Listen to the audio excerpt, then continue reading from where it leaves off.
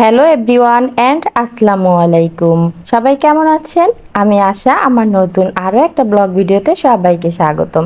আগের ভিডিওতে শেয়ার করেছিলাম যে ভাগ্নিকে আংটি পরাতে এসেছে, আর আজকে আমরা হবু ভাগ্নি জামাইকে আংটি পরাতে যাচ্ছি। তার ভিডিওটাই তোমাদের সাথে শেয়ার করব। আশা করছি আজকের ভিডিওটাও ভালো লাগবে। তো আমরা রেডি হয়ে সন্ধ্যার পরে বের হয়েছি, আর আমার বাসার পাশেই ভাগ্নি জামাইয়ের বাসা। তো এই জন্য আমরা সন্ধ্যার পরপরই বের হয়েছি, আর এখান থেকে দুইটা অটো ভ্যান নিয়েছি। তো সেখানে আমরা একটাতে আমার ননদ ভাগ্নি আর আমি উঠেছিলাম, আর একটাতে দুলাভাই আর হাজব্যান্ড দেওর উঠেছিল। তো আমরা কিন্তু অলরেডি চলে এসেছি, আর আমরা এখন ছেলের বাসার গেটের সামনেই আছি। তো সবাই আমাদেরকে দেখে ওয়েলকাম করলো। এরপরে আমরা বাসায় এসে বসলাম, আর আজকে কিন্তু প্রচুর গরম ছিল। আর এসে বর্ষার সাথে সাথেই তারা আমাদের জন্য শরবত নিয়ে এসেছিল। তো আমরা সবাই শরবত খেলাম। এরপরে নানান রকমের নাস্তার আয়োজন করা হয়েছিল।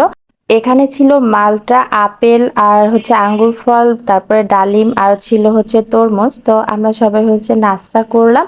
এরপরে মানে আংটি পরাইয়ে দিলাম।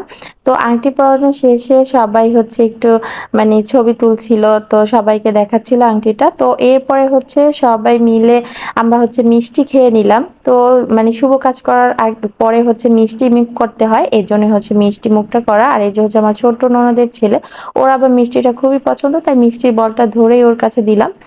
ওর পছন্দ মতো ও খেয়ে নেবে। এরপর কিছু সময় আমরা সবাই মিলে গল্প করলাম। এরপরে এখানে শালা আর দুলাভাই মিলে ছবি তুলছে। তো ওরা ছবি তুলে দেখছিল কেমন লাগছে আর কি। তো সবাই ওরা দুজনে ছবি তুলছিল, আর সবাই একটু কথাবার্তা বলছিল। হয় না, নতুন মেহমানদের বাসায় গেলে সবার সাথে একটু পরিচয়, নানান ধরনের কথাবার্তা।